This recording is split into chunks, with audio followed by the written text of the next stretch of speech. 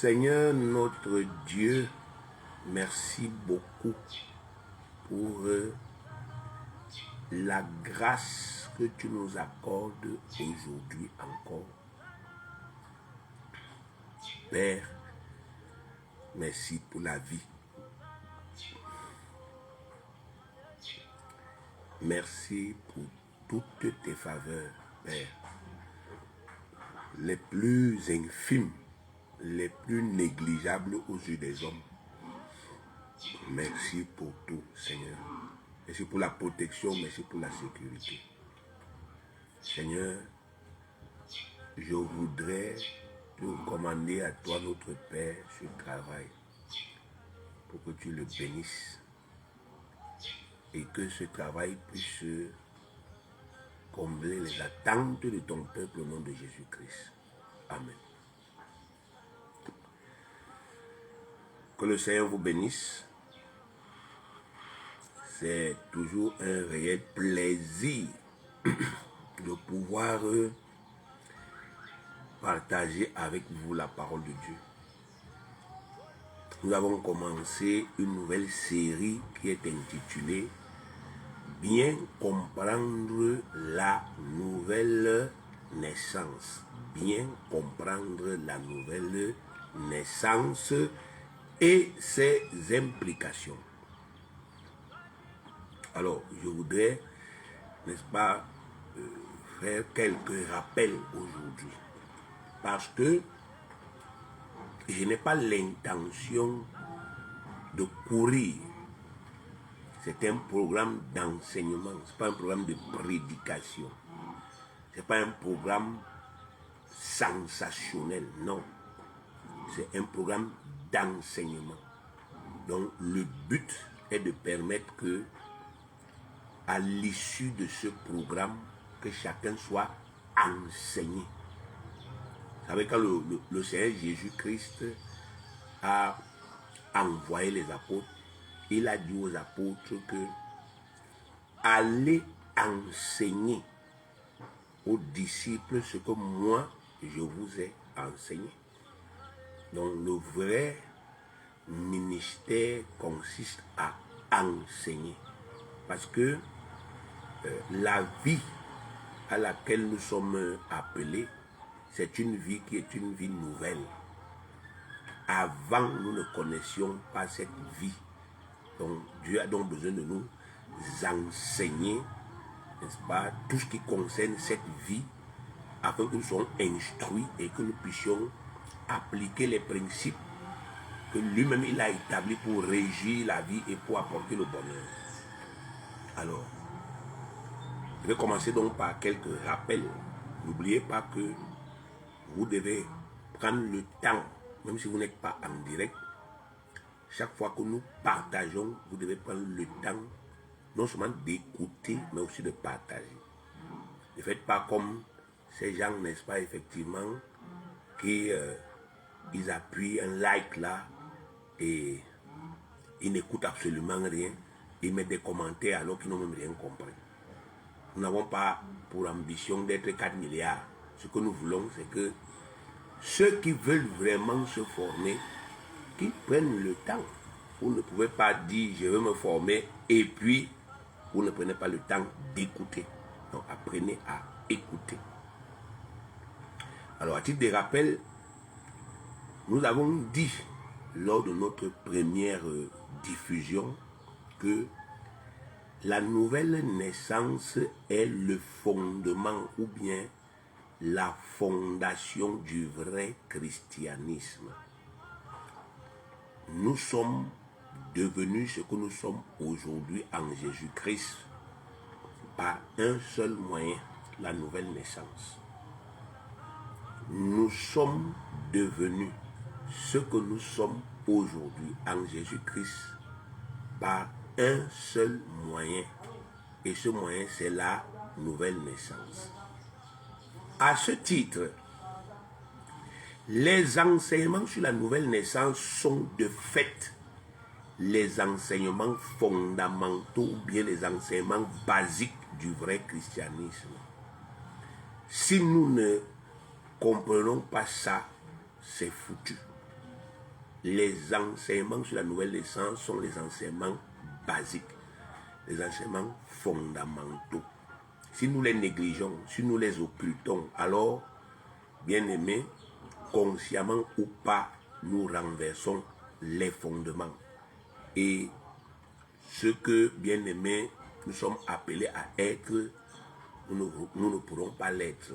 Nous ne pourrons pas prévaloir contre les dominations sataniques de ce monde. Parce que si nous renversons les fondamentaux de ce que nous sommes, nous renversons les enseignements fondamentaux, nous renversons ça, alors bien aimés, nous ne pourrons jamais prévaloir. Psaume 11, verset 3. Quand les fondements sont renversés, le juste que ferait-il? Quand les fondements sont renversés, le juste, que ferait-il? Donc le juste ne peut rien faire quand il se retrouve dans une situation où les fondements de la foi sont renversés. Le juste ne peut plus rien. Il ne peut même plus savoir qu'est-ce qu'il doit dire, qu'est-ce qu'il doit faire, comment il doit agir. Et de fait, il sera vaincu. C'est pourquoi cette série d'enseignements est cruciale. La nouvelle naissance, c'est quoi? Nous l'avons déjà dit et nous allons encore le répéter. La nouvelle naissance, c'est la naissance spirituelle. Il y a beaucoup de concepts dans les milieux religieux à propos de la nouvelle naissance. Beaucoup de concepts religieux dans les milieux dits chrétiens à propos de la nouvelle naissance. Mais, bien aimés, nous devons toujours revenir à la parole. Que la parole nous enseigne à nouveau, de façon claire, à propos de la nouvelle naissance, afin que nous soyons délivrés des hérésies qui foisonnent dans le monde. Donc la nouvelle naissance, c'est quoi? C'est la naissance spirituelle. La nouvelle naissance se produit automatiquement quand nous croyons en l'évangile de Dieu et quand nous confessons sincèrement Jésus-Christ comme notre Seigneur personnel, selon Romains chapitre 10, le verset 9. Romains chapitre 10, le verset 9 dit ceci. Si tu confesses de ta bouche le Seigneur Jésus, et si tu crois dans ton cœur que Dieu l'a ressuscité d'entre les morts, tu seras sauvé.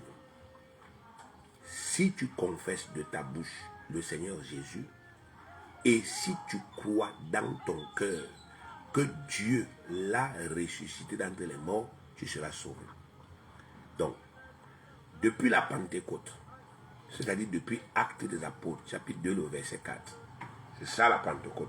Acte 2, verset 4. Donc, depuis la Pentecôte, Dieu qui a créé les cieux et la terre, scelle automatiquement de son Saint-Esprit chaque pécheur évangélisé qui confesse son Fils Jésus-Christ comme son Seigneur personnel. Donc, depuis la Pentecôte, Dieu scelle automatiquement de son Saint-Esprit chaque pécheur évangélisé qui confesse Jésus-Christ comme son Seigneur personnel. Il le fait automatiquement. Éphésiens chapitre 1, le verset 13 que vous devez déjà connaître dit ceci. Éphésiens chapitre 1, le verset 13, il est écrit: en lui, c'est-à-dire en Jésus, vous aussi, après avoir entendu la parole de la vérité, l'évangile de votre salut, en lui vous avez cru et vous avez été scellés du Saint-Esprit qui avait été promis. Donc, vous croyez en Jésus et vous êtes scellés du Saint-Esprit. C'est automatique. Donc, tous ceux qui ont pratiqué Romains 19 sont déjà scellés du Saint-Esprit, même s'ils ne le savent pas, même s'ils n'ont pas de signes apparents. Ça, c'est fondamental. Parce que, bien aimé, nous devons déconstruire les mensonges du diable. Les mensonges qu'il a répandus dans plusieurs milieux dits chrétiens. Et je le répète, l'époque chrétienne n'a rien à voir avec l'époque des évangiles. Et l'erreur que beaucoup de gens font, c'est de prendre des enseignements qui correspondent à l'époque de l'évangile pour venir les mettre dans l'époque du christianisme. Quand Jésus était sur la terre ici, Bien-aimé, le christianisme tel qu'il existe aujourd'hui n'existait pas. Je reprends. Quand Jésus était sur la terre-ci, le christianisme tel qu'il existe aujourd'hui n'existait pas. Il y avait des croyants, il y avait des disciples, mais il n'y avait pas de chrétiens au sens propre comme c'est aujourd'hui. Il n'y en avait pas. Le christianisme tel qu'il est aujourd'hui a commencé dans Acte 2, verset 4, par la nouvelle naissance, la réception du Saint-Esprit, la nouvelle naissance. C'est là où ça a commencé. Donc l'époque d'aujourd'hui est une époque spécifique. Elle a ses principes, elle a ses lois spécifiques. Il y a beaucoup de choses de l'Ancien Testament qui sont en vigueur aujourd'hui, mais il faut discerner. Il y a beaucoup de choses de l'époque de l'Évangile, des évangiles, qui sont encore en vigueur aujourd'hui, mais il faut les discerner. Et il y a aussi beaucoup de choses de l'Ancien Testament et de l'époque de l'Évangile qui ne sont plus en vigueur aujourd'hui. Et tant que les chrétiens vont faire des confusions entre ces époques, bien aimés, ils ne pourront jamais prévaloir. Tant que les chrétiens vont continuer à penser, à imaginer que le Saint-Esprit est au ciel et qu'ils doivent faire des réunions où ils vont l'invoquer, bien aimés, ils ne vont jamais prévaloir. Je dis jamais. Ils seront toujours vaincus. Ils seront vaincus. Parce que leur mentalité, leur croyance ne correspond pas à ce qui s'est passé depuis la Pentecôte. Quand vous lisez la Bible, depuis Acte 2, à partir du verset 4, vous ne voyez jamais un endroit, je dis jamais, un endroit là où les chrétiens sont partis s'asseoir quelque part et ils ont commencé à invoquer le Saint-Esprit. Ça n'existe pas. Ça n'existe pas. Pour la simple et bonne raison que le Saint-Esprit intègre automatiquement les corps de tous ceux qui confessent Jésus-Christ depuis la Pentecôte. 1 Corinthiens chapitre 6, le verset 19 dit: ne savez-vous pas que votre corps est le temple du Saint-Esprit? Le mot temple veut dire maison. Si, voilà mon corps. Si mon corps est le temple du Saint-Esprit, c'est-à-dire la maison du Saint-Esprit, pourquoi vous voulez encore que je me mette à prier en disant Saint-Esprit descend? Est-ce que je comprends le sens du mot temple? Dans le ciel, Dieu est dans son temple. Vous ne pouvez pas entrer dans le temple de Dieu, vous fouillez Dieu, vous ne le trouvez pas. Donc sur la terre aussi, le corps aussi est le temple du Saint-Esprit. Donc vous ne pouvez pas fouiller mon corps sans le trouver. Le temple aujourd'hui, ce n'est plus les maisons. Dans l'Ancien Testament, il fallait construire des maisons et faire des invocations pour que le Saint-Esprit entre dans les maisons. Là où on priait Dieu et il travaille dedans. Il habite dedans. C'était comme ça dans l'Ancien Testament. On faisait donc les dédicaces. Vous savez, quand Salomon a fini de construire le temple, il a fait une dédicace. Et c'est le jour là où le Saint-Esprit est entré dans le temple. Pas dans Salomon, mais dans le temple. Il est entré sur l'autel. Et c'est comme ça que quand les gens venaient au temple, là, ils rencontraient le Saint-Esprit là-bas. Parce qu'il était descendu, il était entré dans le temple. Mais maintenant, le temple, ce n'est plus le bâtiment. Ce n'est plus la maison physique. Le temple, maintenant, c'est le corps de chaque personne qui confesse le Seigneur Jésus-Christ. Donc, que vous ayez des signes ou bien que vous n'en ayez pas, si vous avez pratiqué Romains 19, vous êtes né de nouveau. Le Saint-Esprit est en vous, vous êtes né de nouveau, vous êtes enfant de Dieu. L'Esprit bien-aimé que Dieu nous donne pour nous faire naître de nouveau est sa semence incorruptible. Je voudrais encore insister dessus. L'Esprit que Dieu nous donne pour nous faire naître de nouveau est appelé la semence de Dieu. La semence. 1 Jean 3, 9.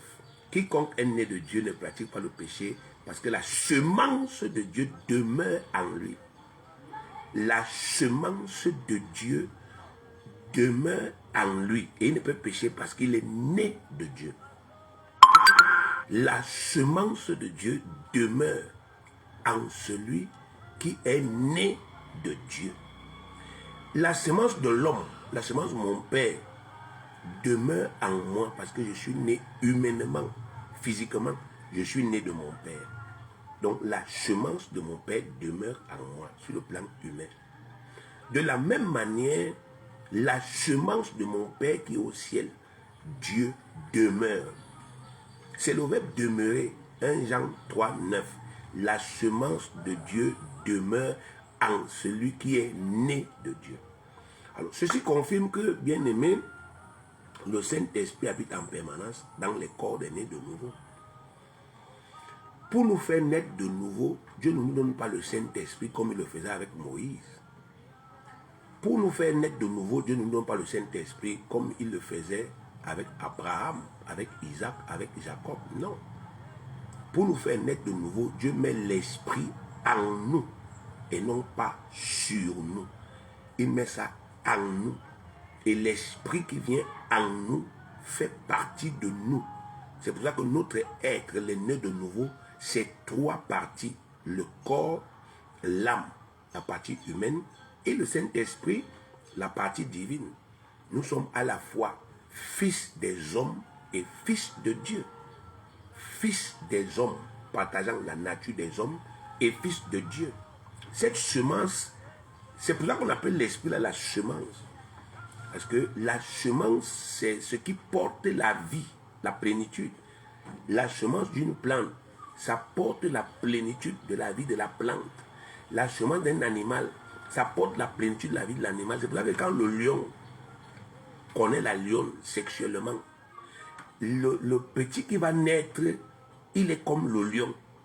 Parce qu'à travers la semence, le lion lui a donné sa vie. Donc la semence de l'homme, elle est comme l'homme. C'est pour ça que quand un homme connaît sa femme et que la femme conçoit, l'enfant qui naît, il est comme son père.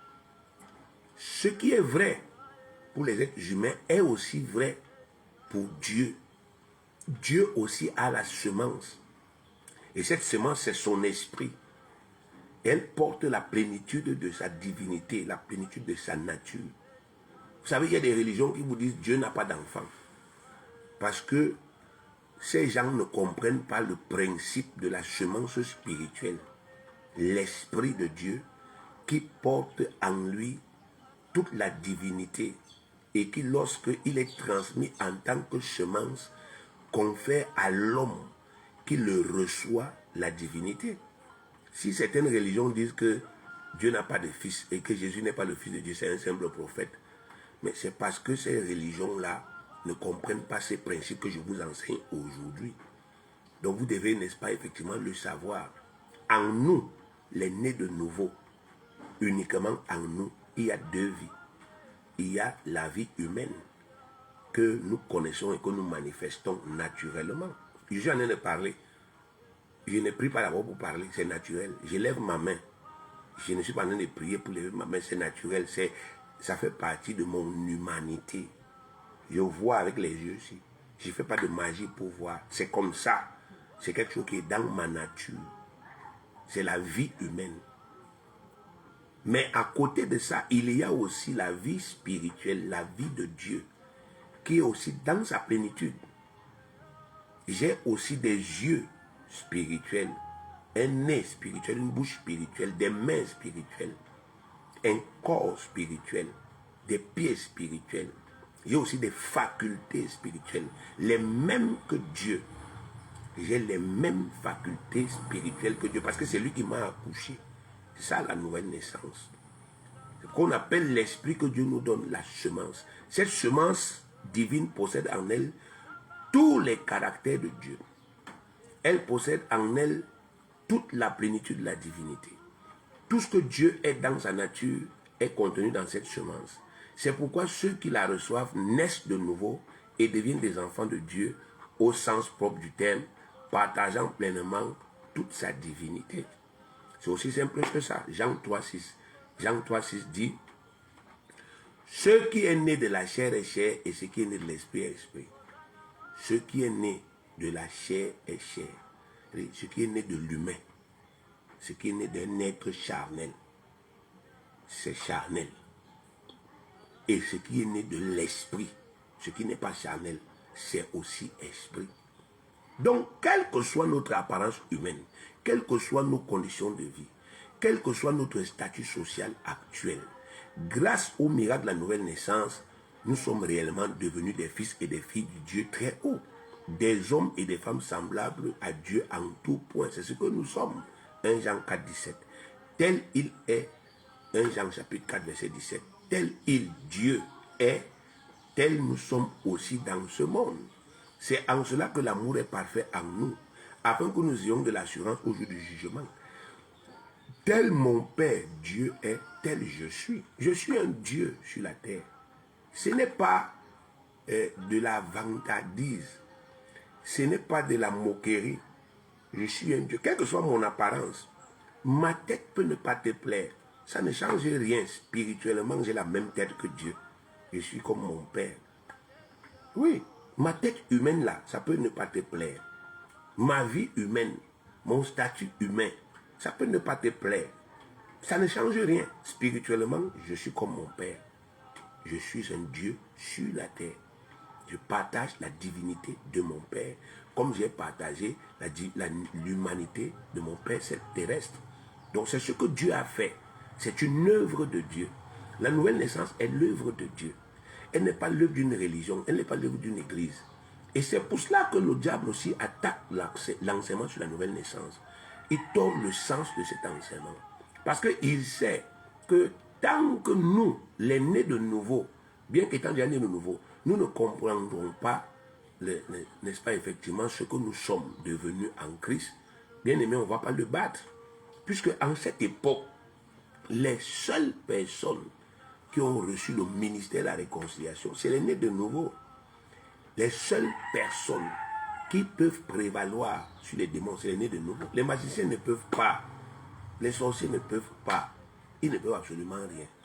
Aujourd'hui, si vous voyez que les églises sont remplies de personnes faibles, des personnes malades, des personnes... C'est parce que les fondamentaux ont été renversés. La Bible dit que la nature de Christ est là. Et c'est la vérité. J'ai fait un rêve dans la nuit où un scorpion puissant, vert, avec un poison vert, m'a piqué. Mais je n'ai même pas senti une douleur. Je me suis simplement réveillé en pleine nuit et j'ai prié au nom de Jésus. J'anéantis cela. Et cela a été anéanti. Quelqu'un d'autre qui n'a pas cette nature que j'ai, on vous aurait dit après cela, ce rêve-là, qui n'est en réalité pas un rêve, qui est une attaque spirituelle. Quelqu'un d'autre, on vous aurait dit, il est tombé malade, il est parti à l'hôpital, on détecte qu'il a quelque chose dans le sang, mais on n'arrive pas à traiter, et finalement on vous dit qu'il meurt. Mais puisque moi, je suis né de nouveau, c'est-à-dire je sais ce que veut dire né de nouveau. Quand moi je dis né de nouveau, je sais de quoi je parle. Je sais ce que j'ai en moi. Je sais ce que je porte en moi. Puisque je le sais et puisque je le crois, alors ce que j'ai en moi est actif. Ce qui n'est pas le cas de beaucoup. Déjà parce qu'ils ne le savent pas et parce qu'ils ne le croient pas. Et c'est pour cela qu'aujourd'hui, on a encore des enfants de Dieu dans le christianisme qui poursuivent les gourous. Donc dès qu'ils apprennent qu'il y a tel pasteur qui fait les miracles, ils courent. Parce qu'ils ne connaissent pas leur nature. Donc, la première grande vérité, bien aimée, c'est que tel Dieu est, tel nous sommes aussi grâce à la nouvelle naissance. Vous qui m'écoutez là, vous êtes comme Dieu. Vous êtes exactement comme votre Père. Mais parfois vous avez peur. Parfois vous craignez. Le diable vient avec des pressions. Il vient avec des situations pour éprouver votre foi. Et il trouve que vous n'êtes pas affermi. D'abord sur le plan de la connaissance, vous n'êtes pas affermi. Et le résultat qu'il obtient, c'est que vous sombrez dans la peur. Vous paniquez. Et chaque fois que vous allez paniquer, vous allez faire des erreurs. Et vous n'allez jamais le battre. C'est pour cela que ce programme d'enseignement est crucial, primordial. En tant que dispensateur, je tiendrai mes engagements vis-à-vis de mon Seigneur. Je travaillerai, je m'efforcerai pour que les gens soient instruits, qu'ils comprennent. Parce que quelqu'un a pris la peine aussi de m'enseigner. Lorsque j'ai cru, je suis né de nouveau, mais celui qui était devant moi m'a dit, tu as reçu la divinité. Mais c'était quand même un peu étonnant pour moi, puisque je sortais d'une religion dans laquelle on m'apprenait tous les jours que je suis un pauvre pécheur. Mais maintenant j'arrive, je confesse simplement Jésus. Et on me dit, tu es né de nouveau. Et tu peux déjà commencer à opérer ça si tu crois. J'étais un peu dubitatif, mais comme j'étais dans une église, là où non seulement on enseignait, mais on appliquait, alors on a commencé à me mettre dans le champ, on a commencé à me jeter, n'est-ce pas, à l'eau. Quelqu'un arrive, on dit, Abraham, va prier. Mais je me suis dit, mais ils ne sont pas fous. Ils savent que je viens d'arriver. Ils savent que je parle à peine en de nouvelles langues. Pourquoi ils me disent d'aller prier? Ils ne sont pas fous. Et j'ai cru. Et j'ai plus de 30 ans d'expérience aujourd'hui. Parce que j'ai cru, je n'ai pas résisté. J'ai commencé à faire ce qu'on m'a dit de faire. Impose les mains, j'impose. Prie comme ça, je prie. Et je vois des résultats. Et ce sont les résultats que j'ai vus qui m'ont conforté. Et c'est la même chose que je fais avec vous. Beaucoup me contactent par WhatsApp. Je leur dis priez comme ça. Mais je ne suis pas sûr qu'ils croient en ce que je leur dis. Priez. Comme des nés de nouveau. Croyez que vous êtes comme Dieu. Et regardez à votre Père et imitez-le. Éphésiens chapitre 5 verset 1 dit, nous devons être les imitateurs de notre Dieu et de notre Père comme des fils bien-aimés. Donc il faut l'imiter. Jésus est venu sur la terre. Il a passé son temps à imiter son Père. Il dit, comme moi je le vois faire, je fais. Et il a eu des résultats. Des résultats. C'est ce que nous voulons, bien-aimés. C'est ce que nous voulons. Nous voulons laisser un témoin sur la terre par nos vies. On veut que les gens comprennent que le christianisme n'est pas une affabulation. Mais tant que ces problèmes-là ne seront pas réglés, on ne pourra pas. Il faut donc travailler. Il faut payer le prix pour écouter la parole, pour se remettre en question. J'ai dit se remettre en question. Il faut se remettre. Seigneur, est-ce que je crois en cette parole qui est la vérité? Elle est la vérité. Mais est-ce qu'elle est déjà rentrée ici dans ma tête? Est-ce que je suis déjà parvenu à une pleine conviction que j'ai deux natures en moi? Que j'ai la nature humaine, c'est vrai, la faiblesse et tout, mais que j'ai aussi la divinité. Est-ce que je suis convaincu? Non, je ne suis pas encore convaincu. Pourquoi? Parce que. Commencez à traiter ça. Ce n'est pas parce que j'ai connu telle défaite hier ou j'ai eu tel échec hier que je ne suis pas né de nouveau. J'ai ça. Si je renouvelle mon intelligence et je commence à travailler, je verrai des effets. Et il faut le faire.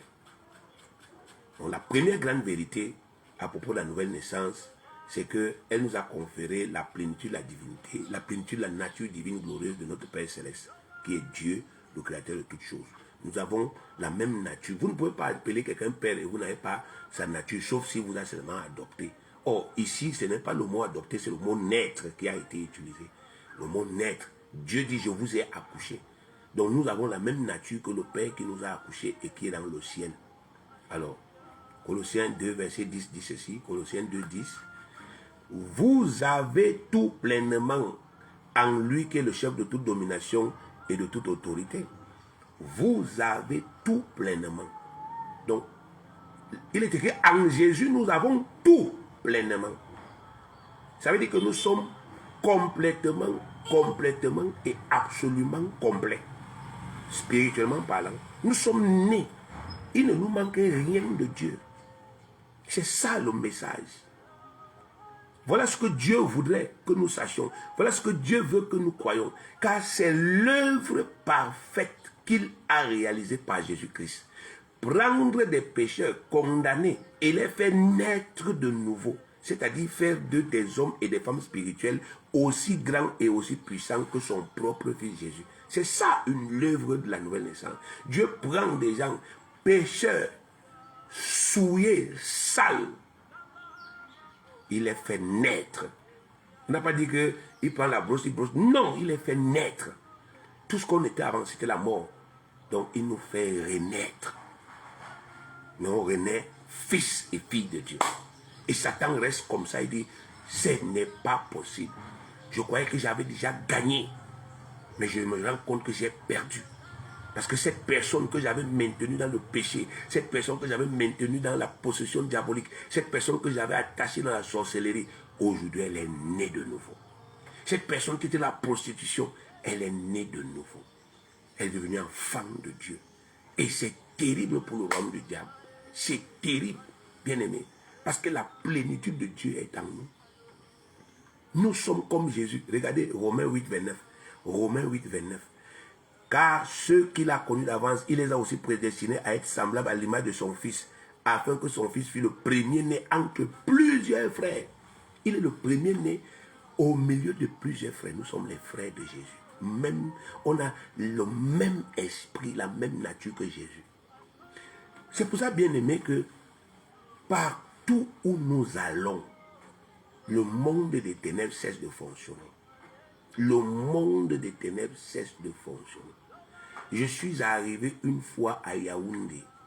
Je suis allé rendre visite à un frère en Christ.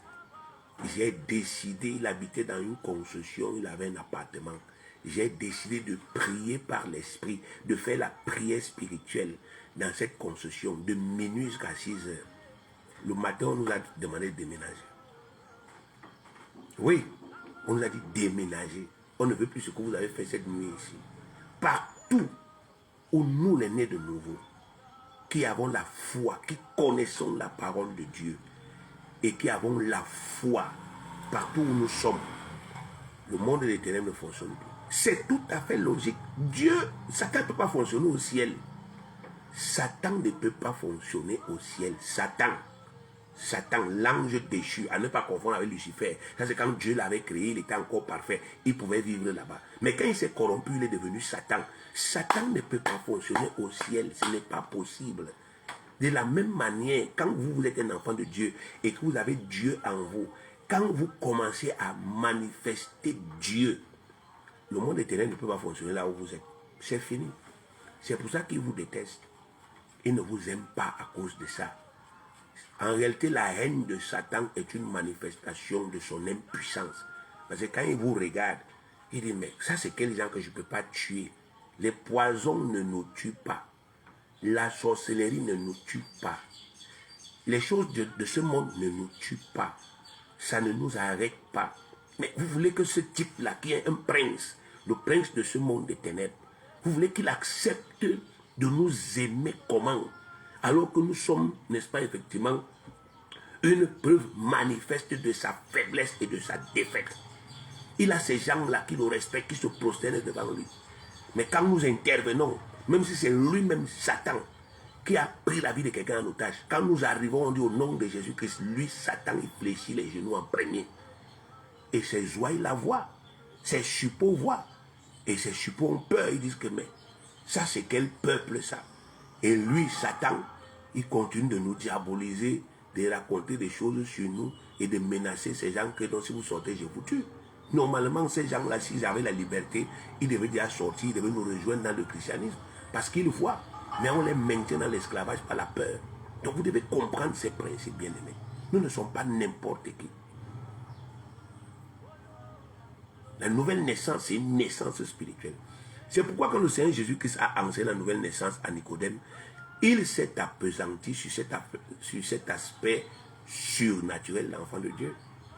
Jésus-Christ a enseigné la nouvelle naissance à Nicodème en s'apesantissant sur l'aspect surnaturel d'un enfant de Dieu. Donc il a montré à Nicodème qu'un enfant de Dieu, c'est pas quelqu'un qui a une carte de baptême ou bien une carte de dîme.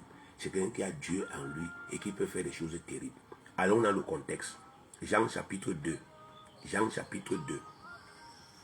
Quand vous voulez comprendre la nouvelle naissance, ou bien quand vous voulez comprendre ce que Jésus-Christ a dit dans Jean 3, commencez par Jean 2. Parce que beaucoup de gens font des interprétations religieuses de la nouvelle naissance aujourd'hui. Ils vous racontent des choses tout simplement parce qu'ils viennent enlever un texte de son contexte. Commençons en Jean 2, versets 23 à 25. Pendant que Jésus était à Jérusalem, à la fête de Pâques, plusieurs crurent en son nom, voyant les miracles qu'il faisait. Mais Jésus ne se fiait point à eux, parce qu'il les connaissait tous, et parce qu'il n'avait pas besoin qu'on lui rendît témoignage d'aucun homme, car il savait lui-même ce qui était dans l'homme. Il savait lui-même ce qui était dans l'homme. Donc, qu'est-ce qu'on dit ici? Jésus était à Jérusalem pendant la période de Pâques. Pâques, ce n'est pas une fête. Mais après Pâques, il y avait une fête qu'on appelait la fête des pains sans levain. Et on assimilait souvent cette fête à Pâques. Et on l'appelait souvent parfois la fête de Pâques. Pâques, c'est un sacrifice. Alors donc, Jésus était donc, à la période pascale, là, il était à Jérusalem. Il faisait des miracles. Il faisait des miracles. Il guérissait les malades. Il impose les mains aux gens. Les yeux, si ça s'ouvre. Il arrête les mains des paralytiques comme ça. Il fait comme ça. Levez-vous. Les gens se lèvent. Il impose les mains aux lépreux. Les lépreux sont purifiés. Donc, Nicodème a vu ça. Et c'est ça qui l'a intrigué. Jésus n'était pas là-bas à la période de Pâques pour rien. Pâques, c'est le sacrifice d'expiation par lequel le péché du peuple de Dieu est pardonné. Et les conséquences du péché sont aussi effacées. Souvenez-vous d'Exode 12. Exode 12, c'est la première Pâque. Lorsque l'agneau pascal d'Exode 12 a été immolé, le même jour-là, dans la nuit, Israël est sorti de l'esclavage. Les Égyptiens ont été frappés, tous leurs premiers-nés sont morts. Les Égyptiens ont été dépouillés. Israël est sorti avec tous leurs biens précieux. Parce que le sacrifice, l'agneau qu'on a immolé en Israël, en Égypte, c'est lui qui avait assumé les conséquences du péché d'Israël. C'est pour ça qu'Israël ne pouvait plus rester là-bas. La Bible dit que Jésus-Christ est notre Pâques. Regardez 1 Corinthiens chapitre 5, verset 7. 1 Corinthiens 5, 7. Faites disparaître le vieux levain, afin que vous soyez une pâte nouvelle, puisque vous êtes sans levain. Car Christ, notre Pâques, a été immolé. Donc, Christ est notre Pâques. Alors, qu'est-ce que Jésus-Christ devrait être en train de faire pendant la période pascale? Il doit être en train de délivrer les gens. Parce qu'il est l'agneau de Dieu qui ôte le péché du monde. Donc, pendant cette période pascale-là, Jésus était à Jérusalem pour agir en tant que l'agneau de Dieu qui ôte le péché du monde. Donc, il est allé là-bas et il a commencé à travailler dans les vies des gens, à leur faire du bien. Il a commencé à exercer son ministère. Il guérit le peuple d'Israël. Il pardonne leurs péchés. Il brise leurs malédictions. Il les délivre. Il fait des miracles terribles, mais de façon aisée. Il parle seulement comme Dieu l'a fait, son Père. Il parle comme ça, les morts ressuscitent. Il parle comme ça, les malades guérissent. Nicodème a donc vu ça. Lui qui était un pharisien, un docteur de la loi, un des chefs du peuple, il a vu quelqu'un qui n'était pas dans leurs écoles, qui n'était pas dans leur groupe d'élite, qui n'était pas reconnu. Il a vu un type faire des choses terribles. Et il est venu en pleine nuit pour dire que, gars, c'est comment? Explique-moi un peu ton secret. Comment nous, là, on n'y arrive pas et toi, tu y parviens? C'est quoi le secret de cette gloire que je vois là? Jésus lui a donc répondu. Jean chapitre 3, allons dans Jean chapitre 3 maintenant, verset 1 au verset 8, il est écrit, mais il y eut un homme d'entre les pharisiens, nommé Nicodème, un chef des Juifs, qui vint, lui, auprès de Jésus de nuit, et lui dit, Rabbi, nous savons que tu es un docteur venu de Dieu, car personne ne peut faire ces miracles que tu fais si Dieu n'est avec lui.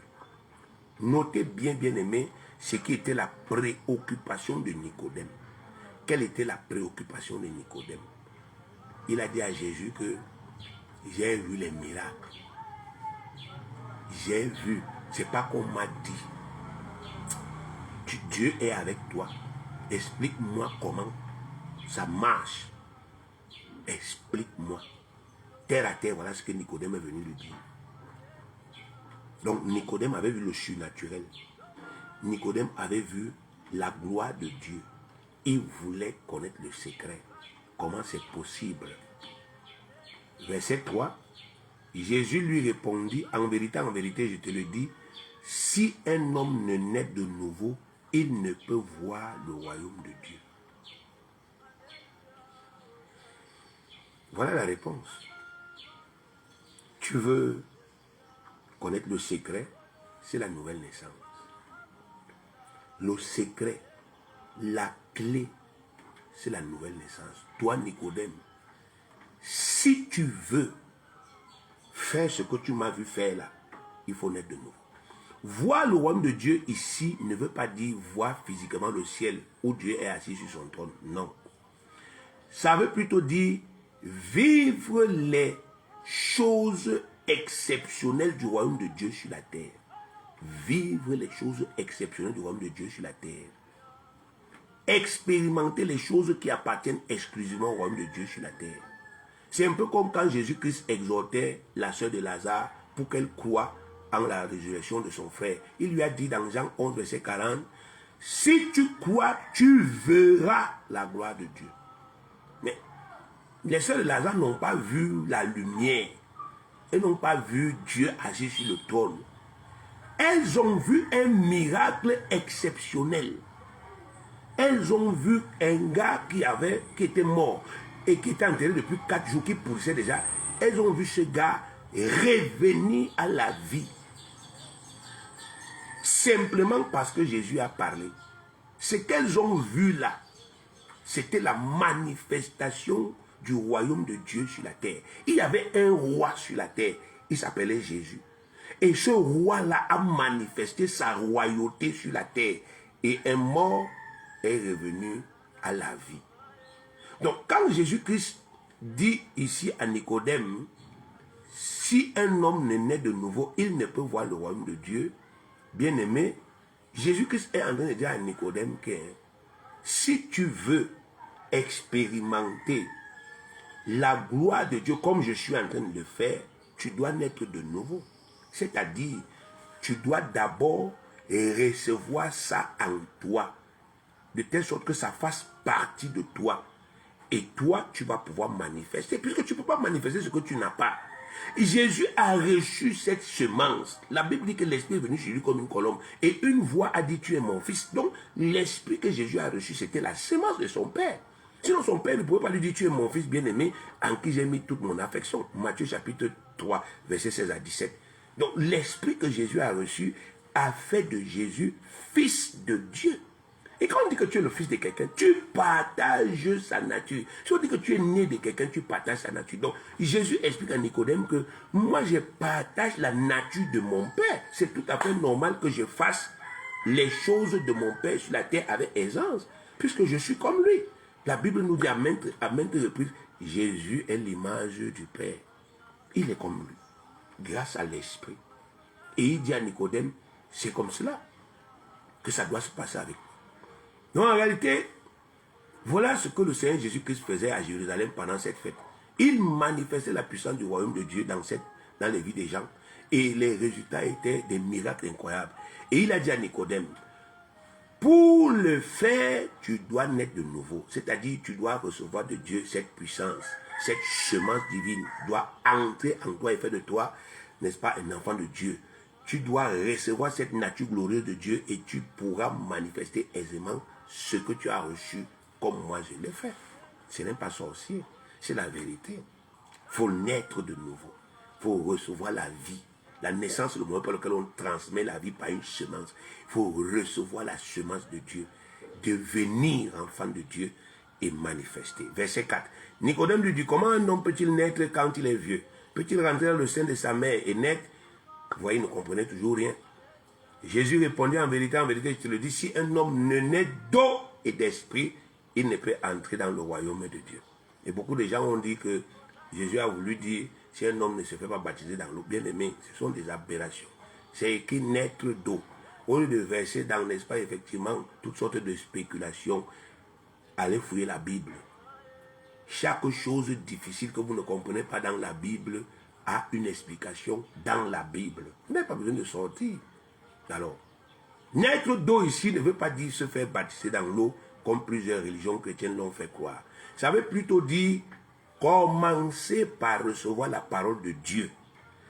Commencer. Donc, Jésus explique maintenant la procédure à Nicodème. C'était de naître nouveau, non? Tu ne comprends pas. Il dit, commence par recevoir la parole de Dieu que moi je te prêche. Commence par recevoir la bonne nouvelle. L'eau ici, c'est la parole de Dieu. Jean chapitre 4, verset 10. Jésus lui répondit, si tu connaissais le don de Dieu et celui qui te dit, donne-moi à boire, tu lui aurais toi-même demandé à boire, et il t'aurait donné de l'eau vive. Donc Jésus dit à cette femme samaritaine que moi je peux te donner de l'eau vive, l'eau qui donne la vie. Et cette eau, c'est la parole. Jean 5, verset 1 Jean 5, verset 6. C'est lui, Jésus-Christ, qui est venu avec de l'eau et du sang. Non avec l'eau seulement, mais avec l'eau et avec le sang. Et c'est l'Esprit qui rend témoignage, parce que l'Esprit est la vérité. Donc on dit, Jésus est venu avec l'eau et avec le sang. L'eau, c'est la parole. Le sang, c'est sa vie. Pour nous sauver, voilà ce qu'il a fait. Il est venu, il a commencé par prêcher la bonne nouvelle. Et ensuite, il a sacrifié sa vie, il a versé son sang. Donc, l'eau ici, bien-aimé, l'eau ici, ce n'est pas, bien-aimé, l'eau à boire ou bien l'eau du baptême. L'eau ici, c'est la parole. Pour que l'Esprit de Dieu entre en vous, vous commencez par croire en la bonne nouvelle. En substance, Jésus a dit à Nicodème, pour naître de nouveau, tu dois commencer par recevoir la bonne nouvelle que je suis venu annoncer. Si tu y crois, alors l'Esprit Saint, la semence du Père, s'implantera automatiquement en toi et cela va te conférer la plénitude de la nature glorieuse de Dieu. Rappelez-vous, Éphésiens chapitre 1, verset 13, vous avez cru et vous avez été scellés. Vous avez cru en quoi? Au message, à la bonne nouvelle. Si vous croyez, vous êtes scellés, c'est automatique. Et dès lors que vous croyez, bien aimé, vous pourrez accomplir par la foi aisément tous les miracles que le Seigneur a dit que vous pouvez accomplir. C'est Marc 16, 17 à 18. Voici les miracles qui accompagneront ceux qui auront cru. En mon nom, ils chasseront les démons.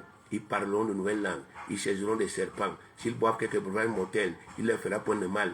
Ils imposeront les mots aux malades et les malades seront guéris. Mais, bien aimé, mais vous imaginez ça? Vous imaginez ça?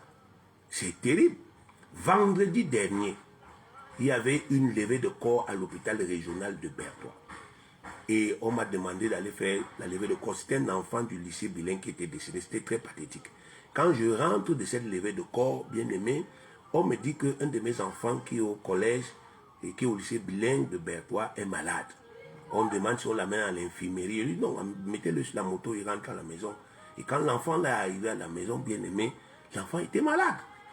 Alors j'ai fait asseoir l'enfant, je lui dis, mon fils, tu es né de nouveau, tu parles en de nouvelles langues, tu as l'esprit en toi. Alors on va prier, on va utiliser ce que Dieu nous a donné. Je l'ai motivé, on a commencé à prier par l'esprit, on a pris du temps. Je lui ai dit, surpasse la douleur, n'aie pas peur, surpasse la douleur. On a prié par l'esprit, on a prié. Après, il dit, mon fils, si tu as fait des péchés contre ton Père qui est Dieu, demande-lui pardon. Il a prié. Allez, mon fils, crois que Dieu t'a pardonné par le sang de l'agneau. Maintenant, prions ensemble. Il a commencé à prier. Je déclare que cette maladie est brisée. Je lui ai imposé les mains, bien-aimées. J'ai dit, je déclare ta guérison. L'enfant a été complètement guéri. Vous voyez? Je n'aurais jamais connu cela si je n'avais pas eu le courage d'expérimenter. Et c'est là où nous fautons. Parce que nous n'avons pas le courage de faire confiance au Seigneur.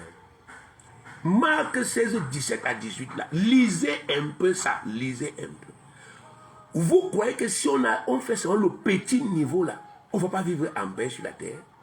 On va vivre en paix. Mais on n'a pas le temps, bien aimé. On n'a pas le temps.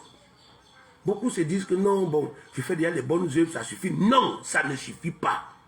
Ça suffit pour toi, pour, n'est-ce pas, effectivement, avoir des récompenses dans le ciel.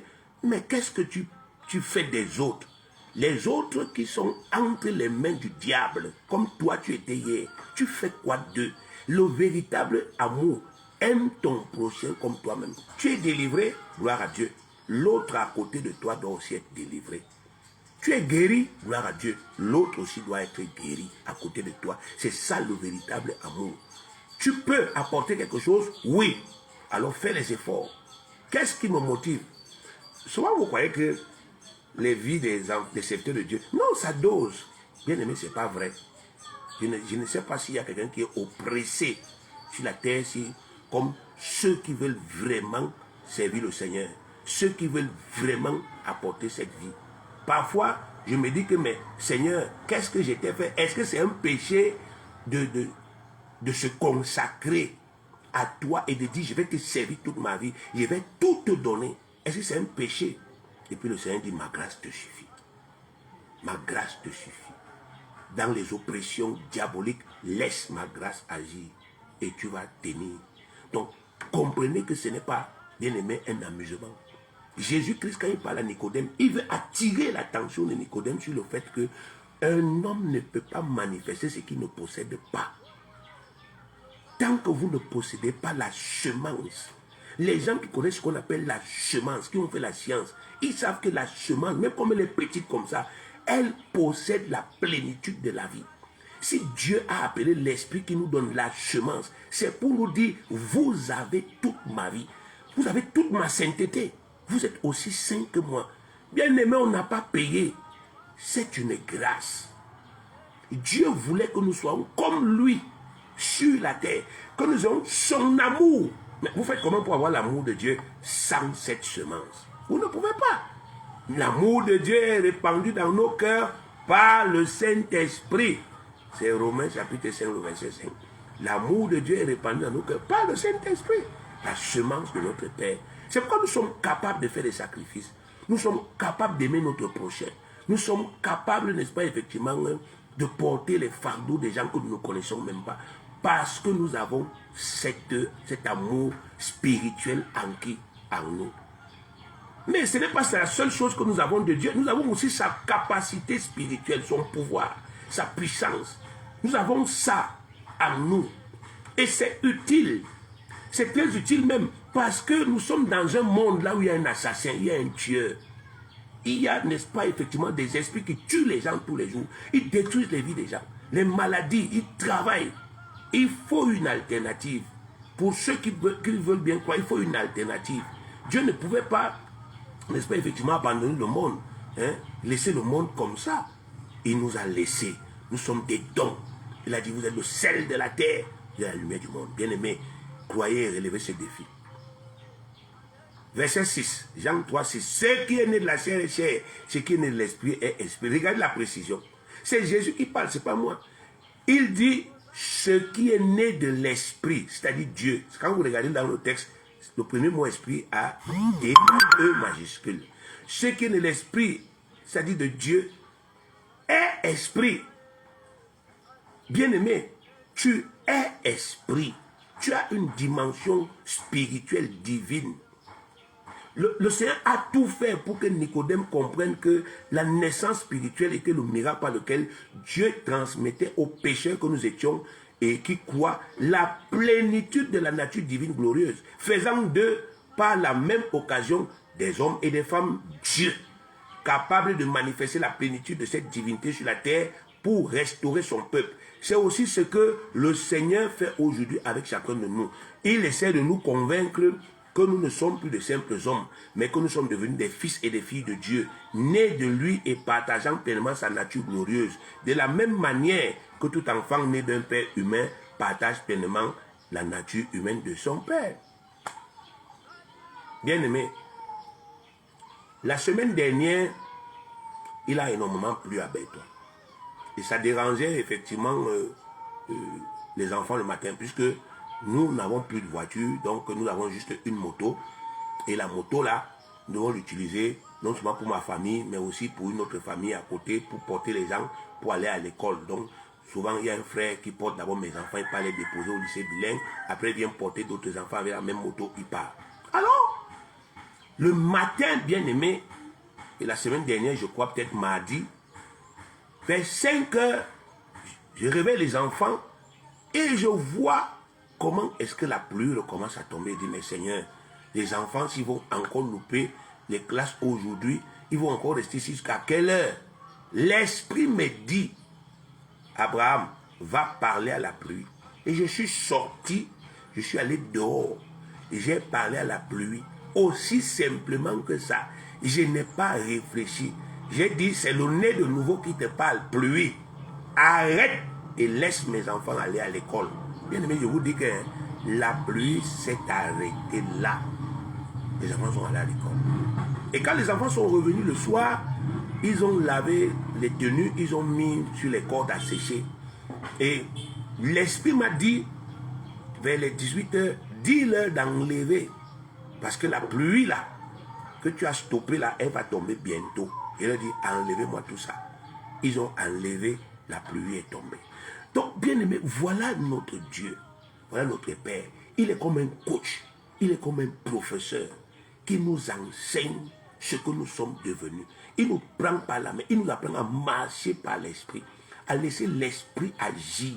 À laisser l'esprit opérer. Afin que, bien aimé, nous soyons familiers de ça. Que nous n'ayons plus peur. Le verset 7, Jean 3, 7 dit, ne t'étonne pas que je t'ai dit, il faut que vous naissiez de nouveau. Le vent souffle où il veut, et tu en entends le bruit, mais tu ne sais d'où il vient, ni où il va. Il en est ainsi de tout homme qui est né de l'esprit.